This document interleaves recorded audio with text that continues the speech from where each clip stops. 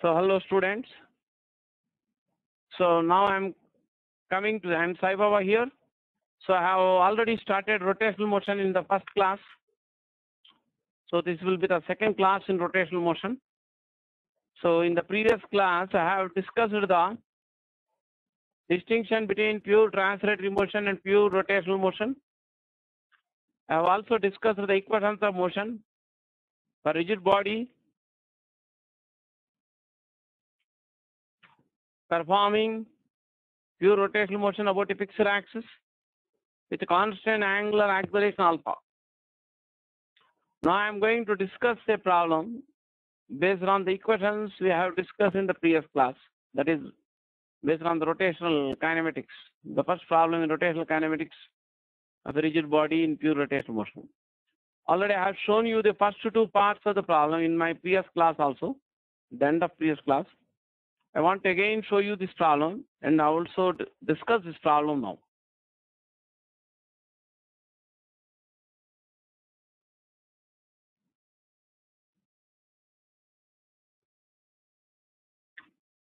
So I will once read out the problem.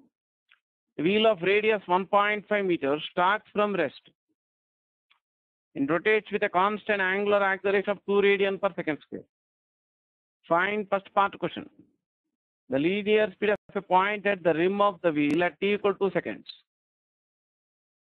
Then second part of the question, number of revolutions completed by the wheel in t equal to 10 into root 5 seconds. Of course, there are some more questions in this problem.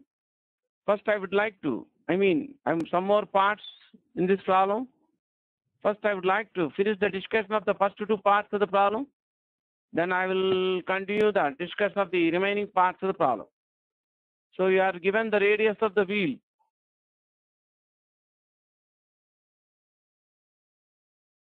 as 1.5 meters. The wheel starts from rest, means you can take initial angular velocity of the wheel as 0. And angular acceleration of the wheel is 2 radian per second square.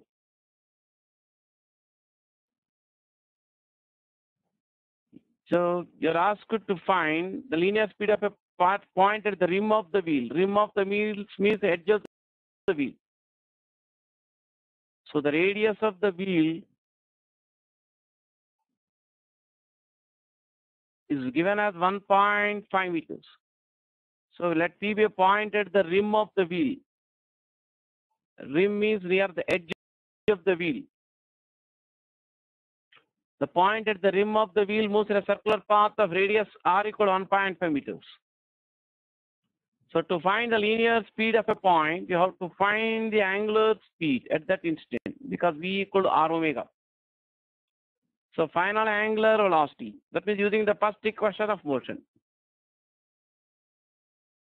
In the equations of rotational motion, with constant angular acceleration about a fixed axis. Final angular velocity of time t can be written as omega f equal to omega I plus alpha t. So at t equal to 2 seconds, the final angular speed can be found by substituting alpha equal to 2 radian per second square and t equal to 2 seconds in this equation. Of course, initial angular velocity is 0.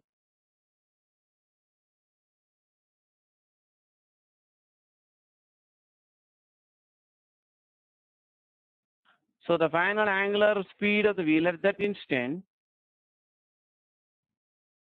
is 4 radian per second. So angular speed is same for all the particles of the wheel at that instant.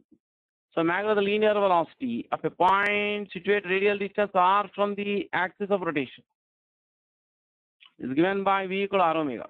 So for the point at the rim of the wheel, r radius r can be taken as 1.5 meters into 4 radian per second. So for first part of the question, the answer will be 6 meter per second.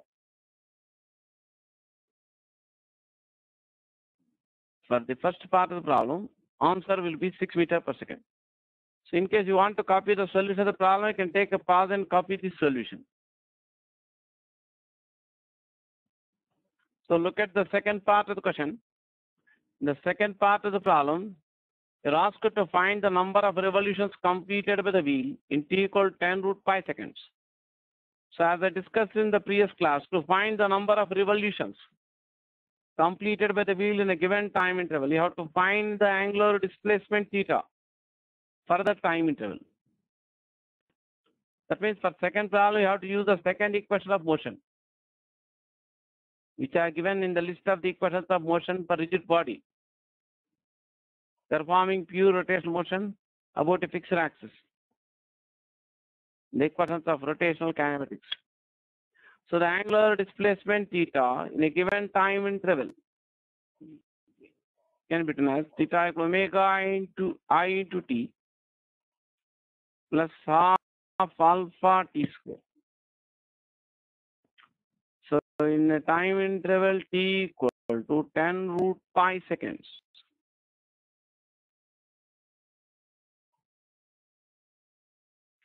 The initial angular velocity is 0 because the wheel starts from rest.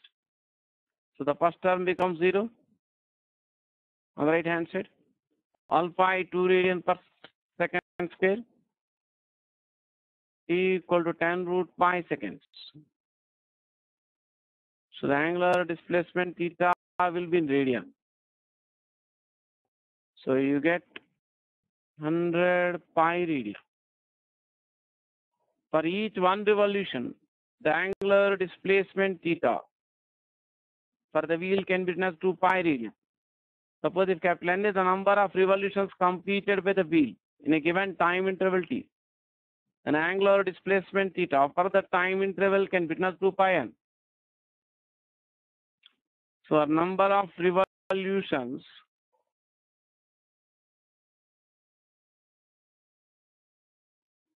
completed by the wheel in the given time interval can be written as angular displacement theta in the given time interval by 2 pi.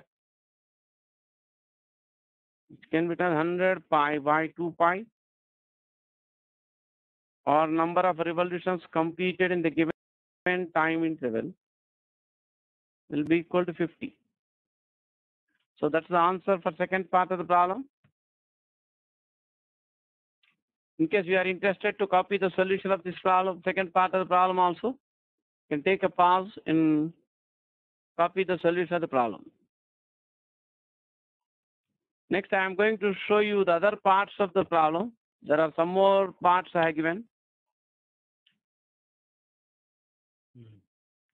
So next, see the other parts question.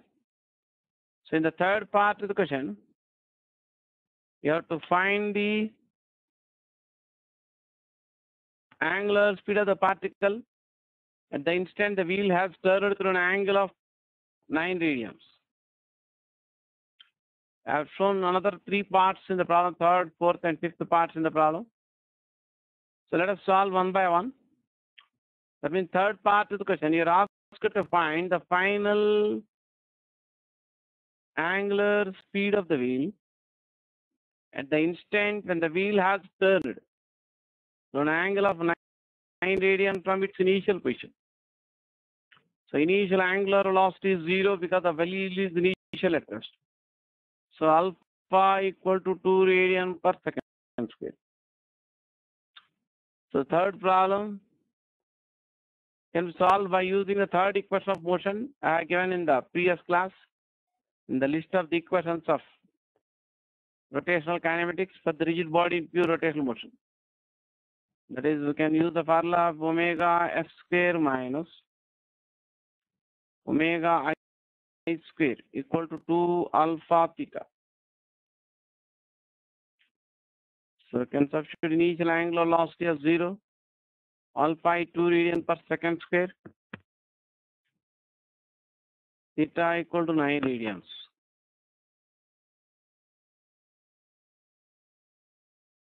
So if you can simplify this,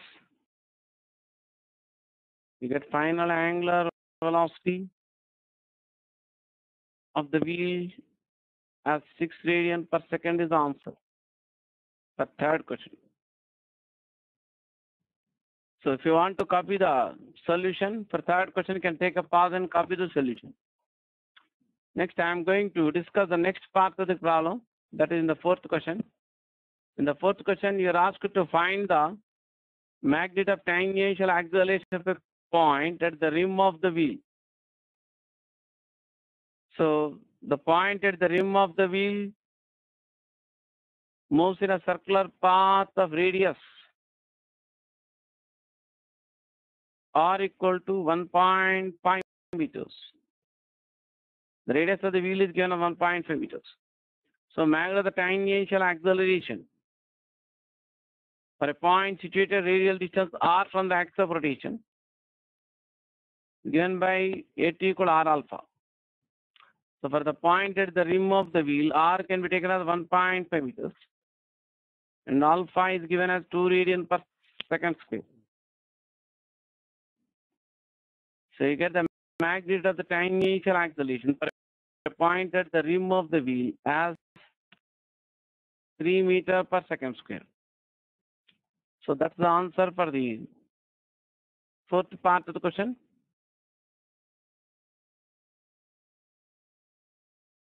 So those who want to copy the solution of working, you can take a pause and copy the working.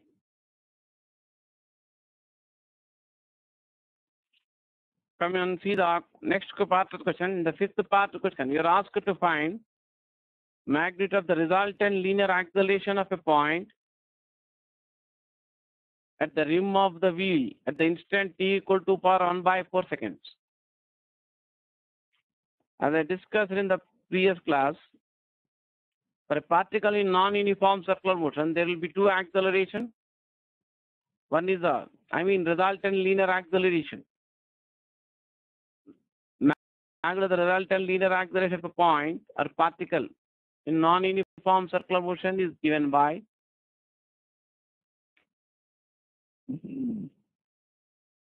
A equal to under root of AT square plus AR square.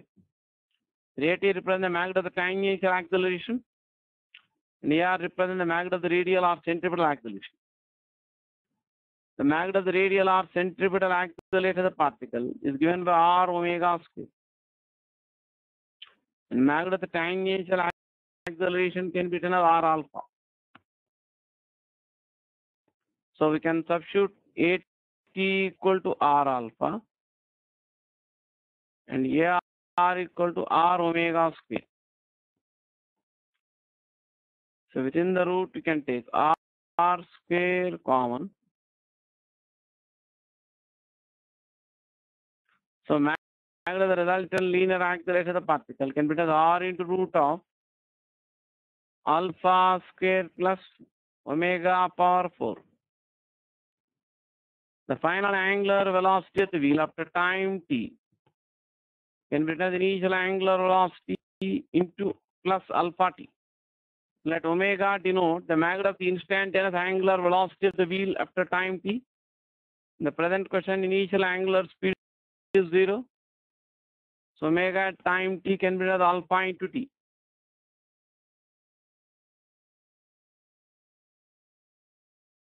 So if you write alpha is constant here, so you can write A equal to R into root of alpha square plus alpha power 4 into t power 4.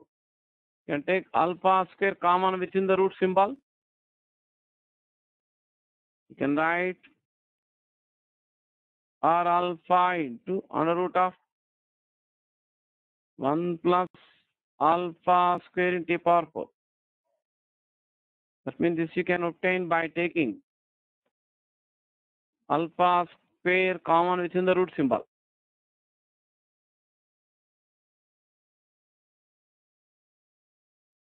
In root of alpha square, you can write alpha. Now substitute all the given values. So at the instant t equal to power 1 by 4 seconds, or if you t power 4 can be written as if you rise both sides to the power 4. 2 power 1 by 4 second, whole power 4. Into 2 power 4 by 4, second power 4. So substituting the values then, R is 1.5 meters for the point at the rim of the wheel, because the radius of the wheel is given as 1.5 meter alpha into radian per second square. And t is 2 power 1 by 4 seconds. So t power 4 you can write 2 power 1 second power 4.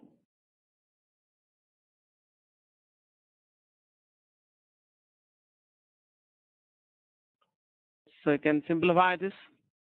So those who want to copy the solution of the problem, they can take a pause and copy the solution of the problem. And they can also try to complete the simplification part of the last step.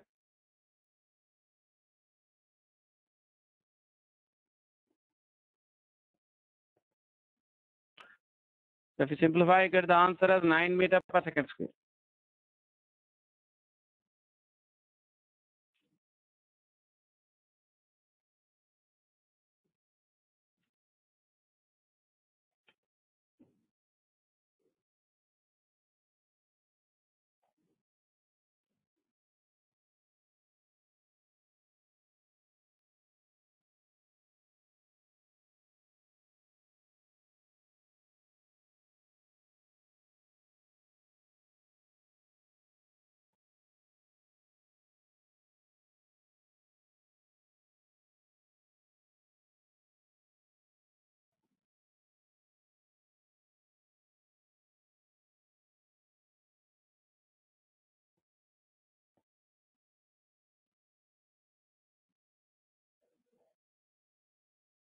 So look at the screen here.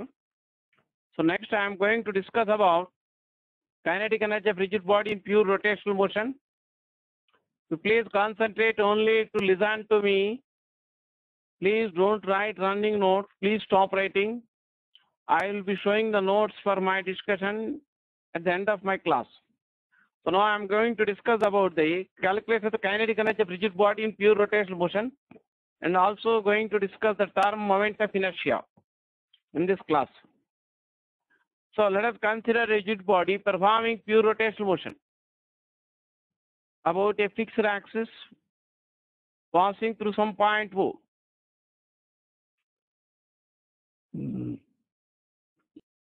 Let us consider a rigid body performing pure rotational motion about a fixed axis passing through a point O with an angular speed omega at a particular instant. As I discussed in the past, when the rigid body performs pure rotational motion,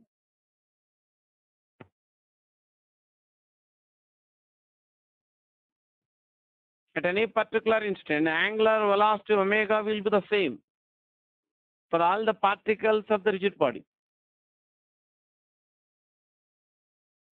But linear velocity is not the same for all the particles of the rigid body.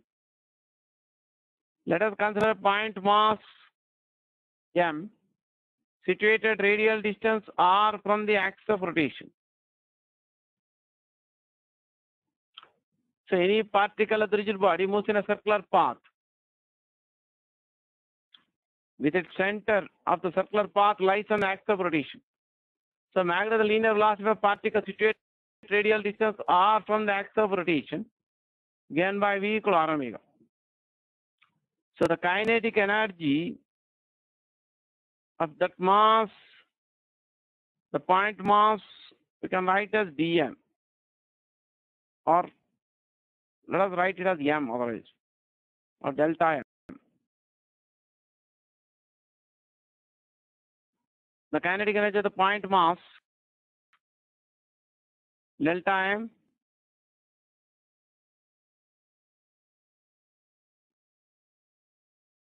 situate radial distance r from the axis of rotation can be written half into delta m into v square. Can write delta m into v can be written r into omega.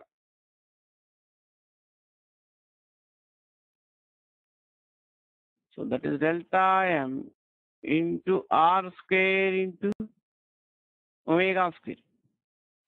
So when the rigid body performs pure rotational motion at any particular instant, the angular speed omega will be the same for all particles of the rigid body.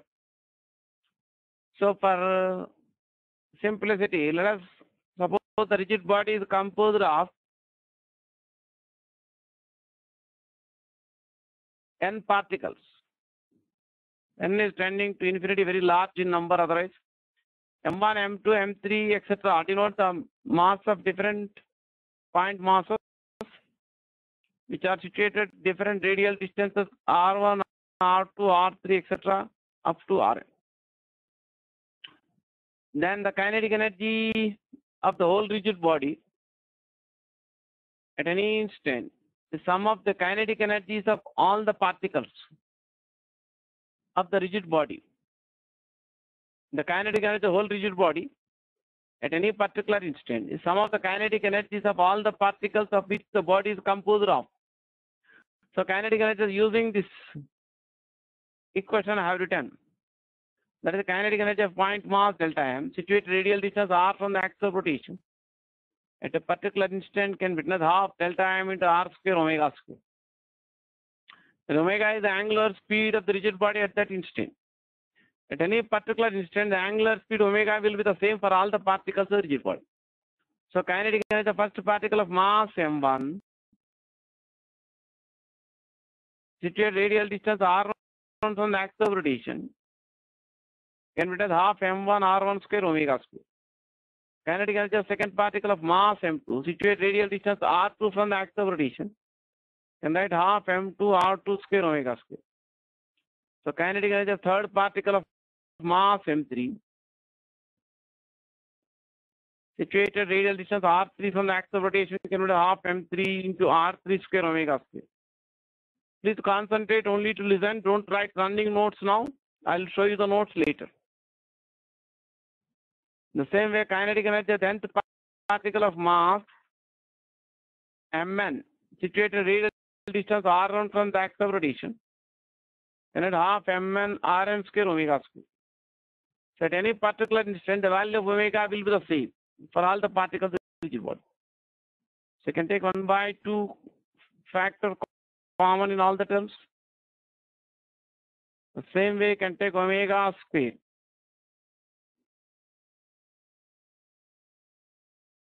Also common in all the terms.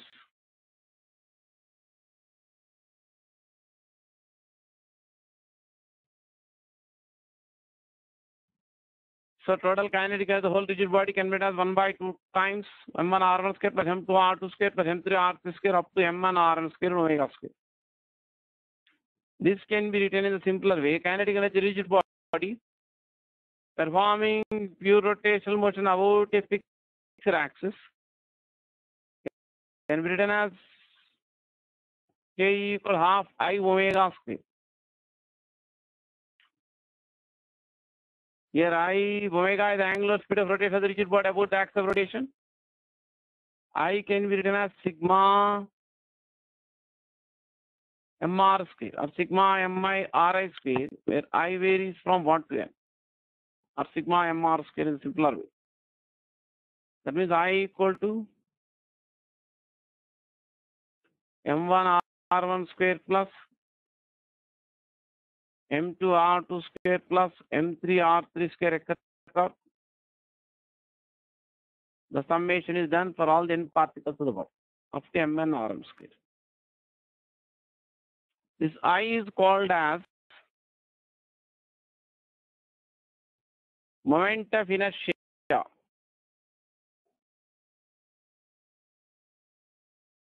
This I is called as moment of inertia of the rigid body about the axis of rotation. This I is called as moment of inertia of the rigid body about the axis of rotation.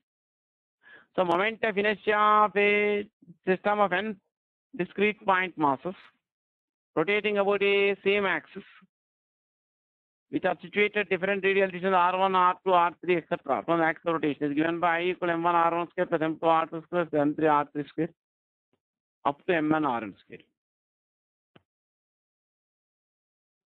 So the moment of inertia of rigid body about a given axis is the sum of the products of the masses of the particles with the square of their respective radial distances from their axis of rotation. So the moment of inertia of the whole rigid body about a given axis is the sum of the products of the masses of all the particles of the rigid body with the square of their respective radial distance on the axis of rotation. So the moment of inertia of a rigid body about a given axis is a constant. But if the axis of rotation changes, the moment of inertia also changes.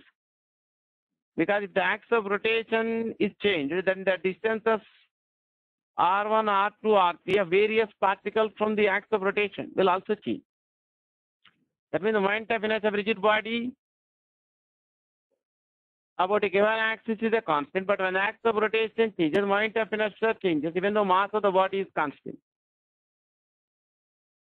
That means the moment of inertia of the rigid body not only depends on the mass of the body, but also depends on the manner in which the mass is distributed around the axis of rotation. You can compare the equation for kinetic energy I have written for rigid body in pure rotational motion with the similar equation I have discussed in the past for kinetic energy of rigid body in pure translatory motion.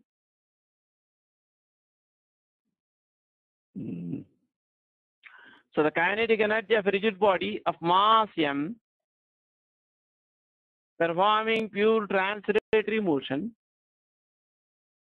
with linear velocity v is given by k equal half mv square. So the kinetic energy of rigid body performing pure rotational motion about a fixed axis with an angular speed omega given by k equal half I omega square, where I is the moment of inertia of the rigid body about the axis of rotation.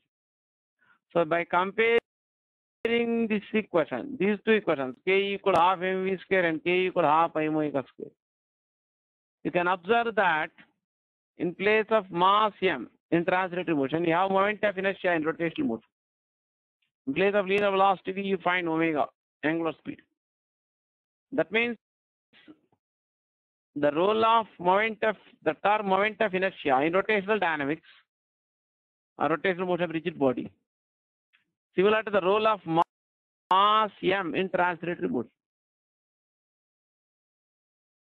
So in examples of pure translatory motion, we say that the mass is a measure of inertia. In the same way, in the examples in pure rotational motion, we can say I, that is moment of inertia. There is inertia in the name itself, is a measure of the inertia of the rotating body per rotational motion, inertia of the rigid body per rotational motion. So the moment of inertia can be, unit of moment of inertia in SI units can be the unit of mass into square of the unit of distance.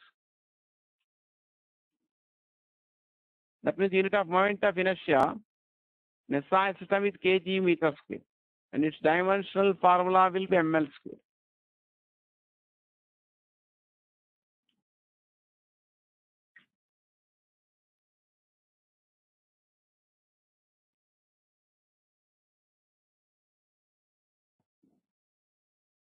So the kinetic energy of the rigid body performing pure rotational motion about a fixed axis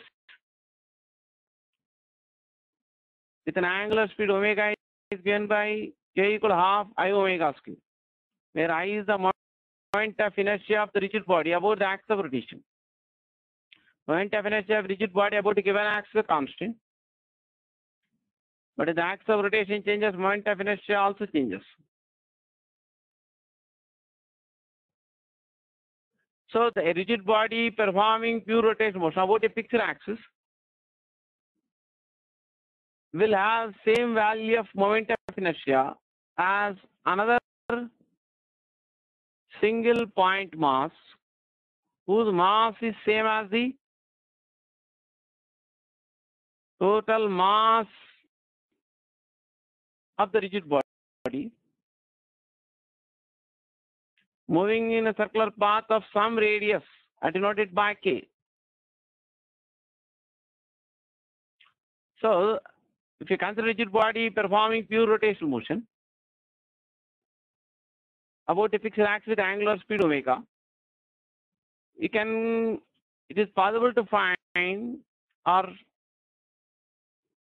a particle whose mass is same as the total mass of the rigid body. That means if you theoretically consider, theoretically consider a point mass whose mass is same as the total mass of rigid body, which moves in a circular path of some radius denoted by k, the same angular speed omega about a similar axis.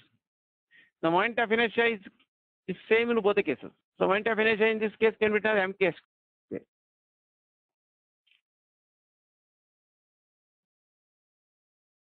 That means this particular perpendicular distance. That means there is some perpendicular distance on the axis of rotation. There is some perpendicular distance or radial distance on the axis of rotation. The square of which, when multiplied with the total mass of the rigid body, gives the moment of inertia of the rigid body about that axis. That is called as, this particular distance k is called as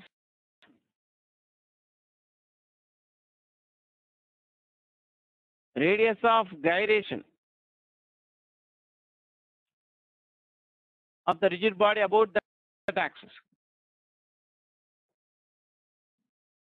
So the particular radial distance means perpendicular distance from the axis, the square of which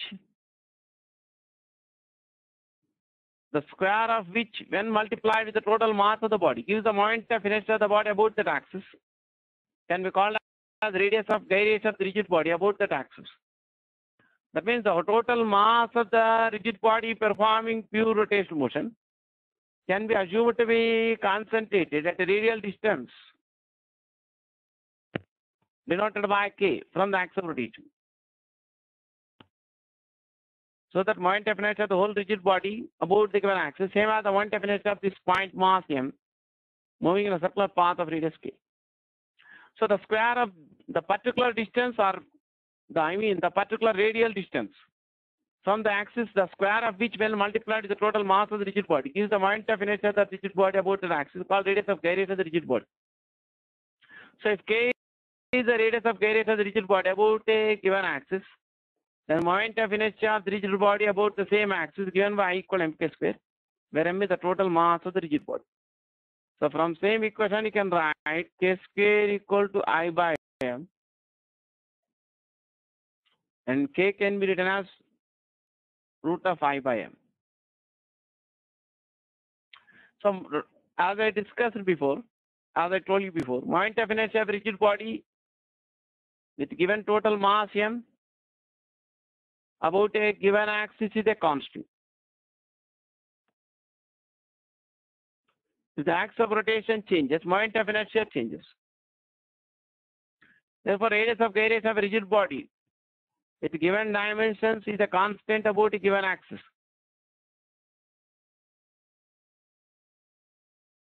But if the axis of rotation changes, radius of gyration k also changes.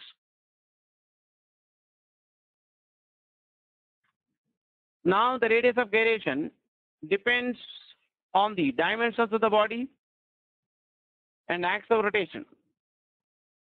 For example, and shape and dimensions of the body. There are, of course, later I will be discussing the formulae. I will be discussing about the formulae for moments of inertia of some of the regular objects, about the axis of symmetry passing through center of mass. Later I will be discussing this expression. You need not copy or present, only for discussion I am writing that formula. The moment of inertia of thin uniform rod of mass m and length L about the axis passing through its center of mass and perpendicular length of the rod is given by I equal ml square by 12. The moment of inertia of rigid body about a given axis can be written in the form I equal mk square, where m is the total mass of the rigid body and k is the radius of gyration of the rigid body about the axis. If you substitute this, I equal mk square on the left side, you can write mk square equal ml square by 12, or k square equal to L square by 12. You can observe that moment of inertia of the rod of given length depends both on the length and mass m, but radius of gyration of the rod about the axis passing through its center of mass perpendicular length depends only on the length L, but does not depend on the mass M. For example, if you take an iron rod and a wooden stick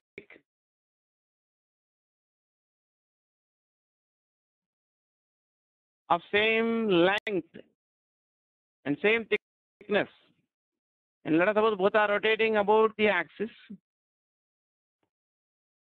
passing through center of mass and perpendicular length. Naturally, the mass of the iron rod will be more than the mass of the wooden stick for same length and dimensions. So moment of inertia of the iron rod will be greater than the moment of inertia of the wooden stick even if they have same length.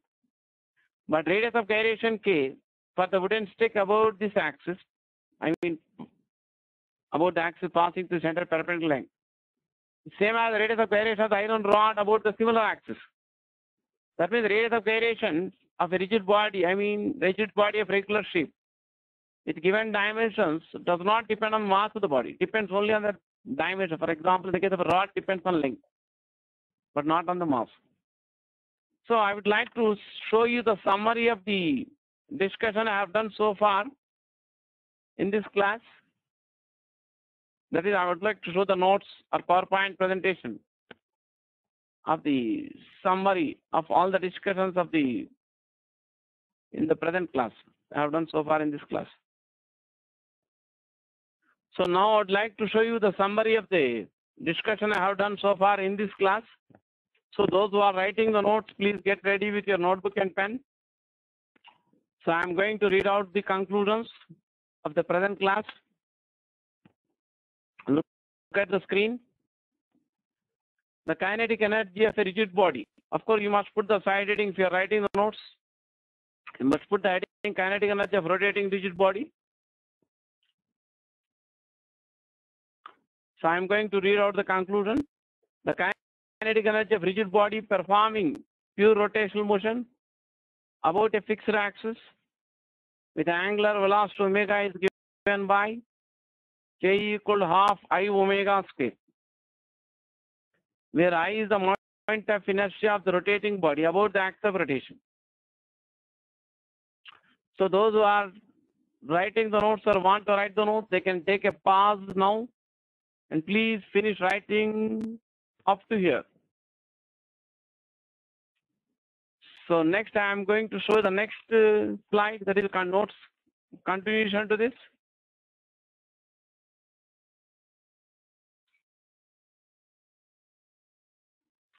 You can write I equal to sigma mr square,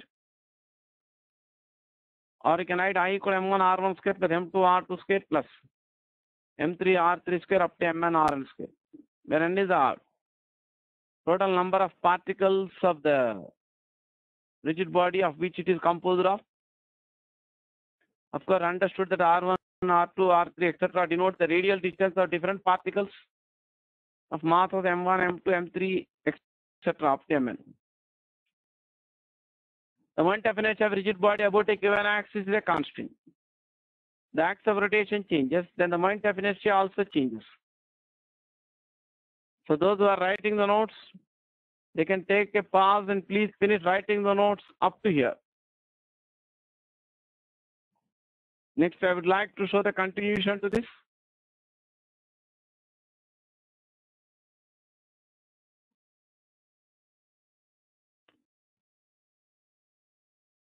Moment of inertia is independent of angular velocity of rotation. That means the moment of inertia of rigid body about a given axis does not depend on the angular velocity of rotation about that axis. If K is the radius of gyration of rigid body about a given axis, then its moment of inertia about the same axis is given by I equal to mk square. Come on, finish writing the notes up to here. Those who are writing the notes, they can take a pause and finish writing the notes up to this point.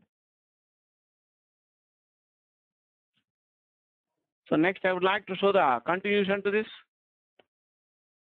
Where m is the total mass of the rigid body. We can write I by m equal to k square or k equal to root of I by m.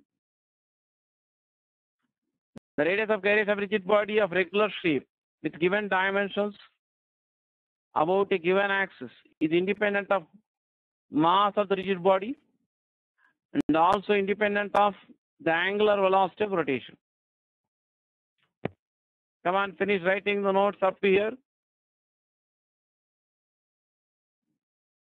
As I told you, I have given an example before these notes, that if a thin uniform iron rod and thin uniform wooden stick have same length, naturally the mass are different for same dimensions, because density of iron is much more than the density of wood. Therefore, but radius of gyration of the wooden stick about the axis perpendicular to its length and passing through the center of mass of the stick will be same as the radius of gyration of the iron rod about similar axis. That means the radius of gyration depends on shape and dimensions and the axis of rotation. For given dimensions and their given shape about a given axis, radius of gyration does not depend on the mass of the body. Come on, all of you finish writing the notes up to here. I want to show the continuation to this. So I would like to just show you some simple special cases in which you come across while solving problems in the calculation of moment of inertia, which are not discussed before. I am directly showing you on PowerPoint. These are simple. You can see some special cases. There are some problems where all the particles of a rigid body are situated same, or all the particles of a system. All the particles of a system may be situated at same radial distance r from the axis. If R1 equal to R2 equal to R3 equal to Rn up to R. So in general, moment of inertia of system of discrete n-point masses M1, M2, M3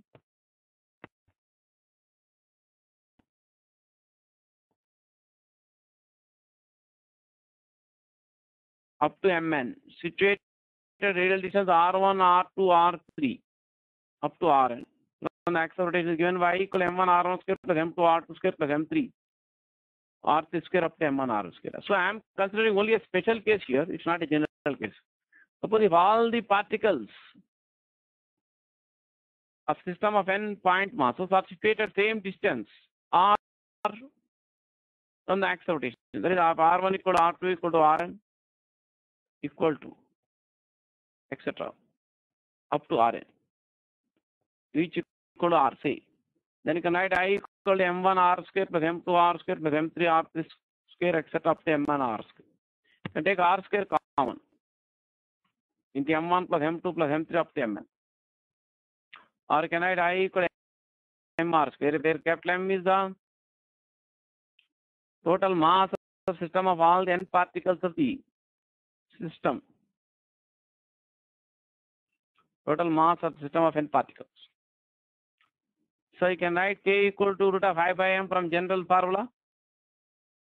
Write the moment of inertia of the system. Then I equal to, if write MR square, you get K equal to root of R square or K equal to R.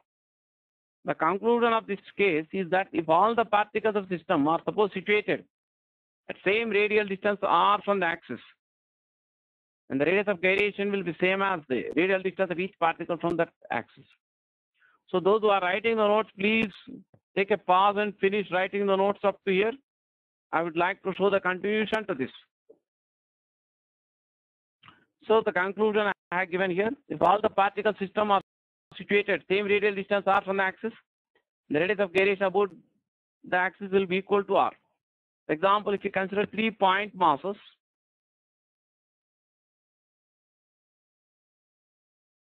situated at the three vertices of an equilateral triangle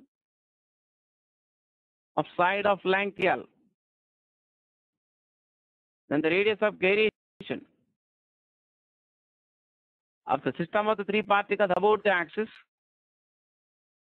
passing through the centroid of the triangle and perpendicular plane of the triangle. That means the axis of rotation is now perpendicular plane of figure and passing through centroid G of the triangle. Then in this case, all the three particles, they may not have same mass. Sometimes they may have different mass. But all the three particles are situated at same radial distance r from the centroid of the equilateral triangle, which can be written as L by root from elementary trigonometry. Then the radius of Gaussian system of the three particles situated at three vertices of equilateral triangle about the axis passing through centroid and perpendicular to the plane of the triangle is same as the radial distance of each particle from the axis passing through centroid. That you can write L by root. In the same way, if you consider a system of 4-point masses situated at the four vertices of a square, the side of length L,